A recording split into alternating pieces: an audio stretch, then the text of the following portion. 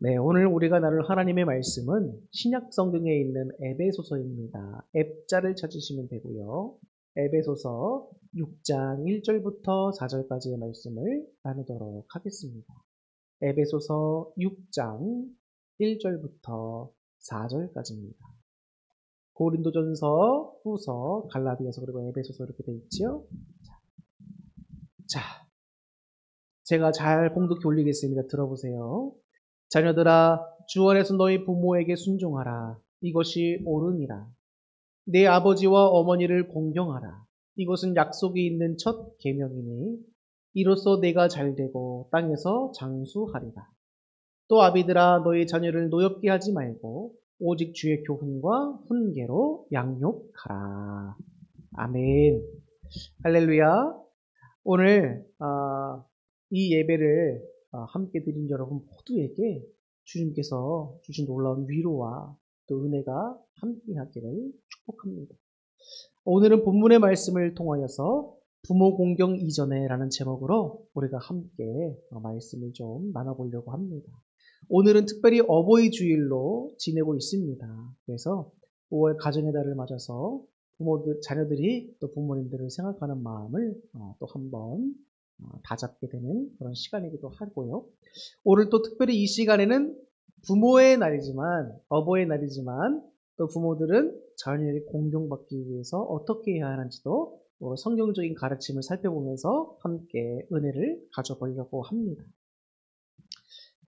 우리가 여러분 말씀을 읽을 때면 항상 말씀 속에서 꼭 깨닫게 되는 것이 있습니다. 성경을 우리가 바르게 읽고 하나님께서 주시는 바른 은혜를 받았다라고 한다면 성경을 읽으면 읽을수록 분명하게 깨닫게 되는 것이 하나 있습니다. 그것은 바로 사랑을 해야 한다는 것이죠. 하나님을 사랑하는 것이 첫째 계명이고 또 그와 같이 자신을 사랑함과 더불어 내 이웃을 내 몸과 같이 사랑하는 것.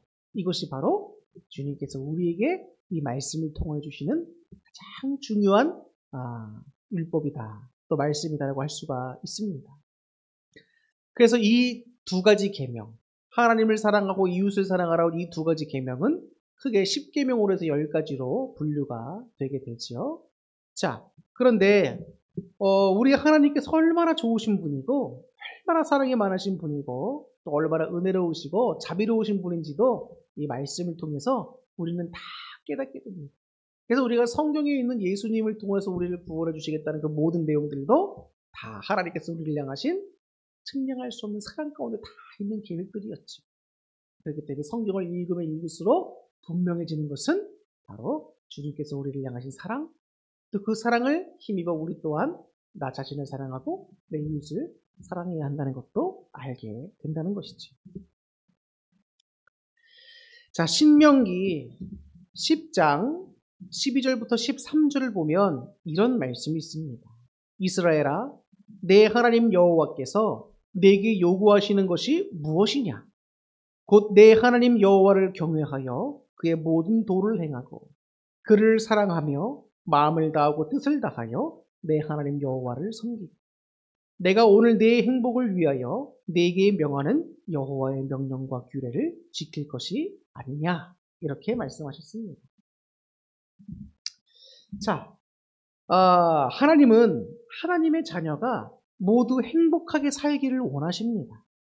그러므로 우리의 행복을 위해서 우리가 지켜야 할 계명인 율법 또한 허락해 주셨는데요.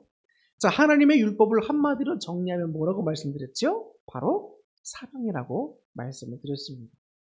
하나님과 우리의 관계도 사랑이고 나와 가족의 관계도 사랑이고 나와 이웃들과의 관계도 역시 사랑이라는 것입니다. 자, 또 이어서 로마서 13장 8절부터 10절의 말씀을 보면 피차 사랑의 빚 외에는 아무에게든지 아무 빚도 지지 말라. 남을 사랑하는 자는 율법을 다 이루었느니라. 간음하지 말라, 살인하지 말라, 도둑질하지 말라, 탐내지 말라 한 것과 그 외에 다른 계명이 있을지라도 내 이웃을 내 자신과 같이 사랑하라 하신 그 말씀 가운데 다 들었느니라. 사랑은 이웃에게 악을 행하지 아니하나니 그러므로 사랑은 뭐의 완성이다? 율법의 완성이다. 아멘. 모든 계명 하나하나는 여러분 내 이웃을 내 몸과 같이 사랑하라고 하신 그 말씀 속에 다 포함되어 있다는 거예요. 인간을 향한 계명 중에. 오직 사랑하며 실천하며 살아가는 것이 하나님의 뜻임을 우리가 분명히 알 수 있게 해줍니다. 그러면 여러분 우리가 서로 사랑하며 살아갈 때 하나님께 받게 되는 복들이 있습니다. 이건 성경에 약속되어 있는 복이에요. 자, 첫 번째는 하나님께 속한 자가 됩니다. 하나님께 속한 자. 사도 요한은 우리가 서로 사랑할 때 받는 복을 이렇게 말씀합니다. 자, 요한일서 3장 10절을 보면 또 제 생일과 같네요. 잊어버릴 수가 없는 말씀이네요. 3월 10일 3장 10절. 자, 로마서도 3장 10절에서 잊을 수 없지만 이 말씀도 잊을 수 없습니다. 자, 이러므로 하나님의 자녀들과 마귀의 자녀들이 드러나나니 무릇 의를 행하지 아니하는 자나 또는 그의 형제를 사랑하지 아니하는 자는 하나님께 속하지 아니한 자. 자, 사람이 사랑하면 하나님께 속한 자가 되지만 반면에 사랑하지 않는다면 하나님께 속한 자가 아니라는 것입니다. 사랑은 하나님의 속성이지만 반대로 미움과 다툼과 시기와 질투는 누구의 속성일까요? 마귀의 속성입니다. 그렇기 때문에 우리가 사랑하지 않고 사랑 안에 거하지 않으면 하나님의 속성과 하나님의 모습을 닮아갈 수가 없는 거죠. 자, 요한일서 4장 7절과 8절에서도 말씀하는 부분이 있는데요. 자, 요한일서 4장 7절을 보면 사랑하는 자들아 우리가 서로 사랑하자. 사랑은 하나님께 속한 것이니 사랑하는 자마다 하나님으로부터 나서 하나님을 알고 자, 이렇게 되어 있죠. 자, 사랑을 하지 않는 사람은 살아계신 하나님을 알지 못하는 사람입니다. 그리고 사랑하는 사람이라야 하나님을 아는 사람이며 하나님께 속한 자입니다. 그리고 두 번째, 하나님이 우리에게 주시는 복은 뭐냐면 하나님이 우리 안에 거하게 되신다는 거예요. 하나님이 우리 안에 거하게 되신다.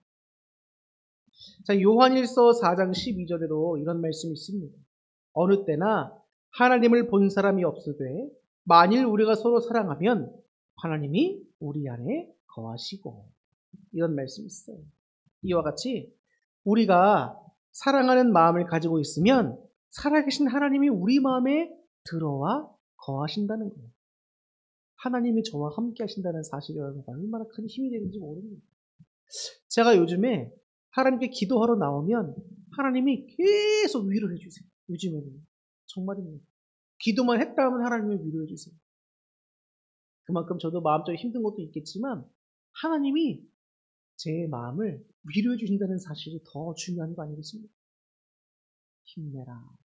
내가 너와 함께한다. 어저께도 하나님께 여러 가지를 놓고 막 기도하고 있는데 하나님이 그런 마음을 자꾸 주시는 거예요. 내가 너와 함께한다. 내가 너와 함께. 힘을 내라는 거예요. 근데 어떻게 보면 되게 단순하면서도 명쾌한 메시지인데 그 말씀 하나, 하나님이 나와 함께 하신다는 그 말씀 하나에 마음에 힘이 생기는 거예요. 성령님의 제 안의 마음에서 막 역사해 주시면서 만져가시는 게 막 느껴져요. 그럼 제 가슴과 등이 막 후끈후끈 막 달아오르는 겁니다. 성령님 하시니까. 그래서 제가 추워서 잠바를 입고 있다가도 기도하다가 막 눈물을 흘리고 막 땀을 흘리니까 잠바를 벗어던졌어요. 하나님이 그렇게 저를 위로하시면서 주님의 일을 감당하도록 이끌어 가시는 겁니다. 하나님이 우리 안에 거하시게 되는데 나와 함께 하신다는 사실은 여러분 복 중에 복인 거예요. 우리에게 정말 큰 힘과 위로가 되는 것이 누굽니까? 바로 우리 하나님입니다. 우리 하나님. 하나님은 우리에게 감당할 수 있는 시험만 주신다고 말씀하십니다. 근데 내게 닥치는 시험들을 보면 주여 내가 어떻게 이런 시험들을 감당합니까? 하나님 너무하신 거 아닙니까? 라고 생각할 수 있어요. 그러나 사도 바울이 우리에게 해주던 유명한 말이 있습니다. 내게 능력 주신 자라서 내가 모든 것을 할 수 있다는 거예요. 그 말은 내게 닥쳐온 시련은 여러분 내가 원래는 감당할 수 없는 거예요. 근데 하나님이 함께 하시니까 감당할 수 있는 겁니다. 그러니까 우리가 감당할 수 있는 시험만 주신다는 거예요. 그 말은 뭡니까? 시험 가운데도 내가 너와 함께하여 이기게 해주겠다는 거예요. 하나님이 우리 안에 거하신다라고 하는 이 말씀이 얼마나 큰 은혜인지를 복인지를 여러분 깨달으시고 우리가 사랑하며 살아갈 때에 하나님 우리에게 이런 복을 주신다는 사실을 여러분 꼭 기억하시기를 바랍니다. 그리고 세 번째, 하나님의 사랑이 온전히 이루어진다는 거예요. 요한일서 4장 12절 우리가 잠깐 방금 전에도 봤지만, 자, 그의 사랑이 우리 안에 어떻게 된다? 온전히 이루어진다라고 되어 있습니다. 하나님은 사랑하는 마음을 가지고 사는 사람을 좋아하세요. 사랑하는 마음을 가지고 사는 사람을 하나님을 사랑하신단 말이에요. 하나님의 사랑을 마음껏 우리가 받으려고 하면 우리가 서로 사랑하면서 살면 되는 겁니다. 예수님은 원수까지도 사랑하라고 하셨습니다. 이 말씀은 여러분 우리가 신앙에서 이루어야 하는 최종적인 목표와 같은 말이에요. 그렇기 때문에 이 말씀을 내가 당장 이루지 못하고 산다고 해서 실망할 것도 못한다고 포기할 것도 없는 겁니다. 우리가 할 수 없어요, 어차피. 그러나 하나님이 함께 하시고 우리를 만져가시고 상대방도 바꿔가시며 주님께서 이루시는 일도 있습니다. 그렇기 때문에 우리가 상대방을 위해서 기도해 주는 것도 여러분 큰 사랑의 섬김인 겁니다.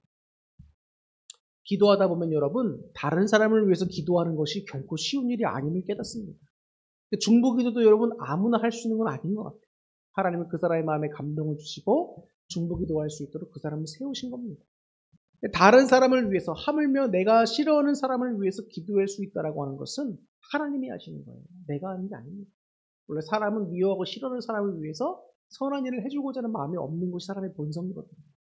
그렇기 때문에 나를 힘들게 하는 사람이라 해서 그 사람을 중보기도할 줄 안다? 이것은 하나님이 기도를 시키는 것이다. 이렇게 여기시면 됩니다.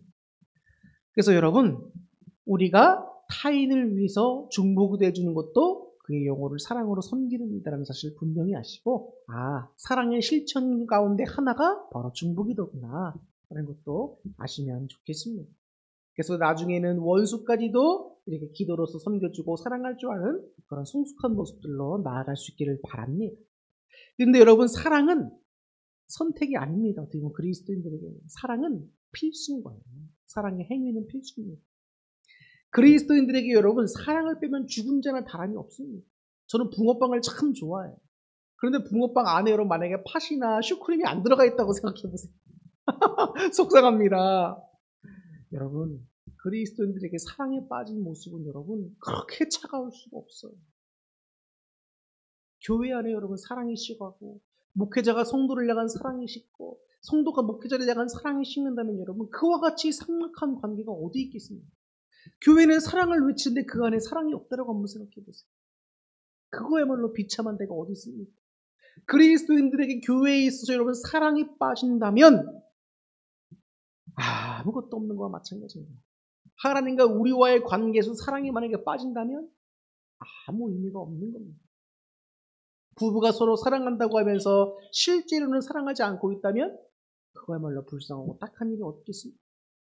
그리스도는 여러분 하나님께서 우리에게 변치 않는 사랑을 주시듯이 우리 또한 그 사랑을 힘입어 내 가족과 타인을 사랑할 줄 알아야 돼요. 우리가 부모님을 사랑하고 공경하는 것도 하나님을 사랑하고 우리 이웃을 사랑하는 마음으로 다 해야 하는 겁니다. 진정한 효도는 뭡니까? 부모님을 사랑하는 것입니다. 정말이에요. 근데 많은 사람들 가운데 온전치 못한 가정들이 너무나 많이 있습니다. 부모조차도 사랑하기 힘든 경우가 많아요. 세상에는 여러분 다양한 가정이 있더라고요. 부모님을 공경하라고 하는 계명은 여러분 인간관계에 주어진 율법 중에서 그 무엇과도 바꿀 수 없는 소중한 계명입니다. 우리가 자칫 잘못 생각하면 하나님께 바치는 것, 즉 성전 건축이 더 소중하고 또 선교 헌금이 더 중요하다고 느껴지기가 쉽습니다. 그러면서 실제로는 부모님께 드리지 않고 핑계를 찾으면서 돈을 빼서 자기 마음대로 쓰는 것이죠. 하나님께만 물질을 바친다라고 핑계를 대면 부모님의 생활비 용돈을 드리지 않아도 된다라고 생각할 수 있습니다. 참 허무맹랑한 생각 같지요? 근데 이게 과거에 실제로 있었어요, 역사 가운데. 유대인들에게도 여러분 고르반이라고 하는 말이 있었습니다. 고르반. 이거는 자녀들이 당연히 부모님의 생활비를 들어야 하는데 고르반이라고 자녀들이 외치면서 이건 부모님께 드리지 않아도 됩니다. 왜? 하나님께 바칠 돈입니다. 이러면 부모님께 용돈을 안 들어줬단 말이에요. 그럼 그 돈 갖다 자기들이 쓰는 거죠. 하나님께 드렸으니 부모님께 드리지 않아도 된다라고 하는 말이기도 하고, 부모님을 잘 숨기지 못하는 것이지. 근데 마음이 참 괘씸하잖아요. 주건 안 주건, 물질에 주고 안 주고 떠나서 자녀가 부모를 향한 그 마음이 괘씸하잖아요. 근데 하나님은 마음의 중심을 보신다니까요. 부모님께 드려야 될 그 물질을 가지고 자기가 하나님께 드린다고 갖고 와서 헌금을 드리면 그 헌금을 하나님은 기쁘게 받으시겠습니까? 아니겠지. 그러니까 주님은 유대인들의 이런 행위를 보고 말씀하셨어요. 예수님께서. 너희는 전통을 앞세워 하나님의 율법을 폐하려고 하느냐. 책망하셨죠. 부모님을 사랑하며 잘 섬겨주시기를 부탁을 드리겠습니다. 부모님을 사랑하는 것이 부모 효도의 가장 큰 일이다. 근데 우리가 부모님을 잘 공경하는 것은 여러분 언제 해야 합니까? 부모님이 살아계실 때 해야 합니다. 부모님이 살아계실 때 효도를 해야 의미가 있는 거지. 부모님이 다 돌아가시고 난 다음에 효도할 게 뭐가 있습니까? 그때는 이미 내 손을 떠난 거예요, 부모님은. 돌아가신 뒤에는 효도를 하고 싶어도 할 수가 없습니다. 예수님을 안 믿는 사람들은 부모님이 돌아가시고 난 뒤에 장례식을 성대하게 치르거나 제사를 정성껏 치릅니다. 제가 아는 분들은 막 1년에도 막 한 10번은 제사를 지내는 데도 있더라고요. 조상 제사까지 다 지내고. 근데 여러분 이것은 효도가 아닙니다. 부모님을 기리는 마음은 좋아요. 그런데 효도는 살아있을 때 해야 하는 겁니다. 부모님을 살아계실 때 즐겁게 해드리고 사랑으로 섬기는 것이 하나님이 참으로 기뻐하시는 일이에요. 그리고 내가 어떻게 하면 부모님이 기뻐하실까 고민하는 것도 행복하고 즐거운 일일 수가 있는 겁니다. 우리가 신앙생활하면서 우리의 참된 부모 되신 우리 하나님을 내가 어떻게 하면 기쁘게 드릴 수 있을까라고 고민할 때 행복하잖아요. 그와 마찬가지로 나의 육신의 부모님 내가 어떻게 하면 행복하고 기쁘게 드릴 수 있을까 고민해보는 것도 행복한 일이라는 말입니다. 그런데 여러분 성경에서는 분명히 말하죠. 자녀들아 내 부모를 공경하라. 그런데 하나님은 항상 말씀 속에서 하다 보면 여러분 일방적이지 않으시단 말이에요. 자녀들에게 무조건 네 부모가 어떻든지 간에 네 부모를 공경하라 이렇게 말씀하지 않으신단 말입니다. 부모님도 자녀에게 잘하라 라고 되어 있어요. 성경에는. 그러니까 자녀의 공경을 받고 싶으면 부모도 자녀에게 잘하라는 거예요. 그 말씀이 어디 있느냐? 바로 에베소서 6장 4절 오늘 본문 말씀에 있는 말씀입니다. 자, 한번 읽어볼게요. 또 아비들아 너의 자녀를 노엽게 하지 말고 오직 주의 교훈과 훈계로 양육하라. 저기 뭐라고 되어 있지요? 또 아비들아 너의 자녀를 어떻게 하라? 노엽게 하지 말라는 거예요. 여기서 아비들이라고 하는 말은 여러분 단순히 아버지들만 말하는 게 아닙니다. 성경에서는 형제들아 이렇게 표현되어 있습니다. 근데 이 말은 형제와 자매들아라는 표현의 함축적인 의미예요. 그렇기 때문에 여기서 아비들아라고 하는 말은 아버지와 어머니들아, 부모를 말하는 겁니다. 부모들아, 너희는 자녀를 노엽게 하면 안 된다는 겁니다. 노엽게 하면 안 된다. 노엽게 하면 안 된다. 이것은 여러분 현재 명령형이에요. 과거로 끝나는 것도 아니고 여러분 이 현재 명령형이라는 것은 무슨 의미냐면 반복적으로 같은 행위를 해야 된다는 겁니다. 그 말은 노여하지 말도록 자녀들을 노엽게 하지 말은 행동을 어떤 일시적인 상황을 잠깐 하고 끝나는 것이 아니라 평생을 해야 한다는 거예요. 여러분. 굉장히 중요한 말씀이죠. 노엽게 한다라고 하는 것은 여러분 이런 의미가 있어요. 원어상. 자녀를 학대하거나 인격을 무시하거나 혹은 끊임없이 비난하거나 혹은 자녀를 너무 책망하거나 해서 자녀를 낙담하게 만드는 일을 말하는 겁니다. 그게 자녀를 노엽게 하는 일이라는 거예요. 근데 우리는 부모라는 권위를 힘입어서 우리 자녀를 너무 쉽고 막대하는 사람들이 있습니다. 여러분. 정말 부모가 부모 같지 않은 사람들이 있단 말이에요. 자녀를 학대하는 것도 모자라서 자기가 낳으면서 자기가 나 몰라라 하고 버리고 온갖 자녀에게 나쁜 짓을 다 하고 그런 부모가 있습니다. 근데 그런 부모가 자녀에게 공경받을 만한 가치가 있습니까? 성경은 일방적이지 않아요, 여러분. 자녀는 부모를 공경하라. 그럼 부모는 자녀를 노엽게 하지 말라라고 되어 있단 말이에요. 우리는 성경을 똑바로 알아야 합니다. 성경은 여러분 진리의 말씀입니다. 근데 이 진리의 말씀을 상황에 따라 어떻게 쓰느냐에 따라서 누군가에는 폭력의 말씀이 될 수도 있어요. 그렇기 때문에 하나님 말씀을 내 뜻과 내 상황에 유력에 맞춰서 막 풀어가면서 사람들에게 막 적용시키려고 하면 그건 폭력이 되는 겁니다.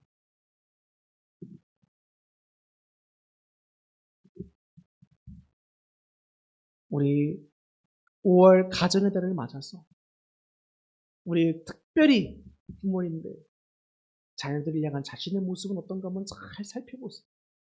매년마다 어버이 주일을 맞이하면서 부모를 공경하라고 자녀들에게 이야기하고 있지만 내가 정말 우리 자녀들을 노엽게 하지 않고 하나님 말씀으로 잘 교육하고 양육하고 있는가? 내 자녀들은 내가 정말 소중하게 잘 케어하고 있는가? 근데 한번 생각해 보세요. 하나님이 우리의 자녀들을 우리에게 허락해 주셨을 때에 얼마나 기뻤냔 말이에요. 엄마들은, 저는 아빠라서 참 그 느낌을 몰라요. 엄마들은 자녀들을 뱃속에 키우면서 이 자녀가 성장해 나가는 게 느껴지고 자녀들이 배 아래서 움직이면서 놀면서 꼼지락거리는 게 느껴지고 다 느껴지잖아요. 얼마나 귀엽고 소중하고 소중하, 얼마나 사랑스럽습니까?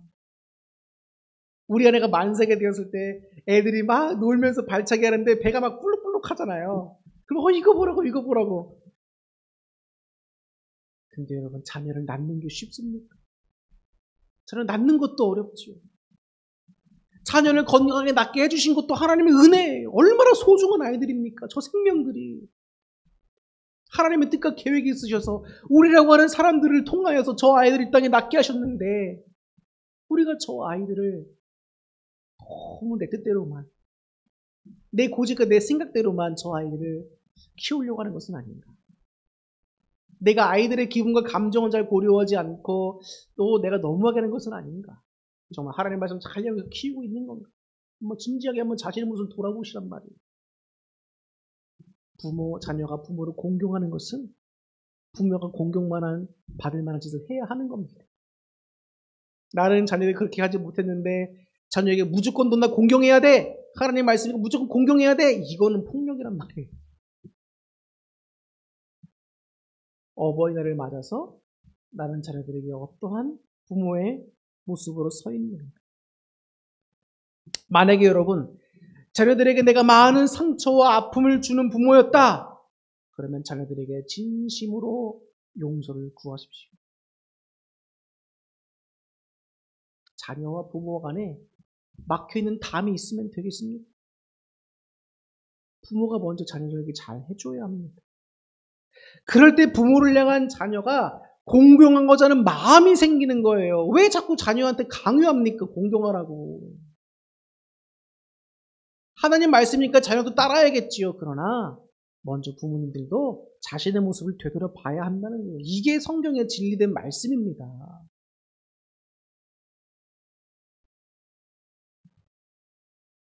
하나님이 우리 가운데 참으로 원하시는 모습이 뭘까요? 서로 사랑하라. 부부 간에 사랑해야 하고 부모와 자녀 간에 사랑해야 됩니다. 그런데 그 사랑이 식어버리고 그 사랑에 빠지면 여러분 그게 가족이겠냐고요. 가족이라고 한다면 서로 존중과 배려와 희생이 있어야죠. 섬김이 있어야죠. 나눔이 있어야죠. 그런데 그리스도인이고 함께 가족이라고 하면서 여러분 부모가 자녀를 존중해주지 않아요. 자녀가 부모를 공경하지 않아요. 이건 여러분 남남보다 못한 겁니다. 오늘 특별히 이 가정의 달 5월을 맞이해서 그리고 오늘 어버이날을 맞이해서 오늘 부모님들 자신의 모습을 돌아보고 자녀를 어떻게 케어하고 있었는가. 또 하나님 말씀은 내가 얼마나 자녀를 사랑으로 잘 양육하고 있었는가. 내 고집과 내 뜻이 아니라 하나님의 교훈과 하나님 말씀을 또 얼마나 잘 양육하고 있었는가. 나란 자녀들에게 공경받고 저는 섬김을 받을 만한 부모인가. 낳아준 것만 여러분 다가 아닙니다. 여러분.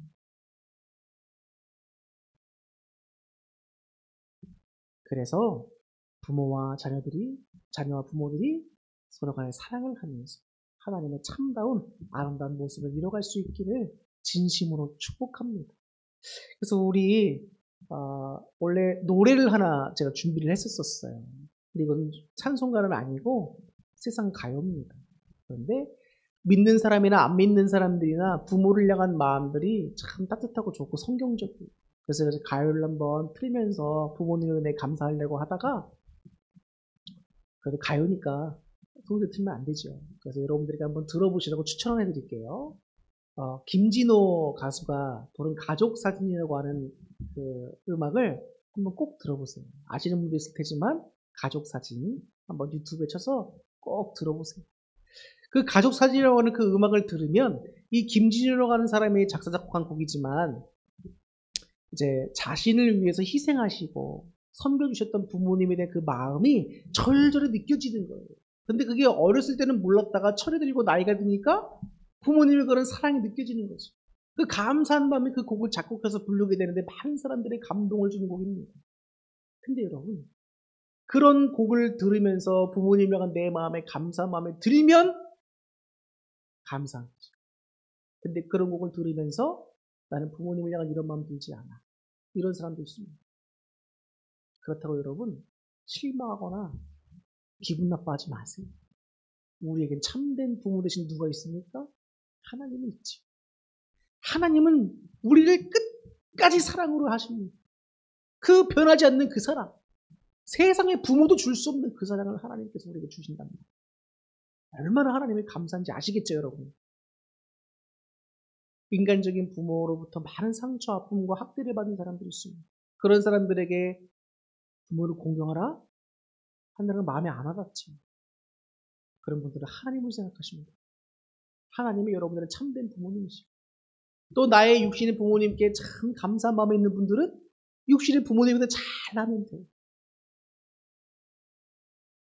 하나님은 어느 물어보나 우리 가운데 사랑을 허락해 주시죠. 근데 정말 하나님께서 귀하게 쓰시는 사람들이 있어요. 학대받고 힘들고 어렵게 부모에게 자랐어도 그 부모를 끝까지 포기하지 않고 섬겨주면서 전도한 영혼들도 있습니다. 훌륭한 신앙인들 많아요. 다시 한번 말씀드리지만 우리 모두가 다 아브라함이 아니고 모세가 아니고 바울이 아니듯이 우리 또한 다 그 사람들 될 수는 없습니다. 하나님께서 그 몇몇 사람들을 특별하게 쓰셨지만 우리 또한 그렇게 못 사용된다고 해서 실망을 좌절할 게 없어요. 내가 할 수 있는 범위 내에서 열심히 부모를 공경하고 하나님의 사랑으로 섬기면 되는 것입니다. 그렇기 때문에 부모를 공경하는 이 말씀이 여러분들의 삶 가운데 족쇄가 되어서 진짜 신앙생활 못 해먹겠네. 도저히 말씀이 이해가 안 되고 안 받아들여지네. 화가 나네. 이러지 마시고 하나님을 향한 참뜻을 여러분들 잘 기억하시길 바라겠습니다. 부모는 자녀를, 자녀는 부모를 서로 사랑하고 섬기고 공경해야 합니다. 자, 오늘 이 말씀을 여러분들에게 드리면서 이제 마치려고 합니다. 여러분, 성경의 모든 말씀 가운데 가장 중요한 핵심적인 말씀이 있습니다. 그게 뭐라고요? 서로 사랑하시기 바랍니다. 부부간에 사랑하시고 부모와 자녀간에 사랑하시고 하나님 말씀 안에 거하시며 행복하고 복된 가정 이뤄가시기를 주님의 이름으로 축원합니다. 기도하겠습니다.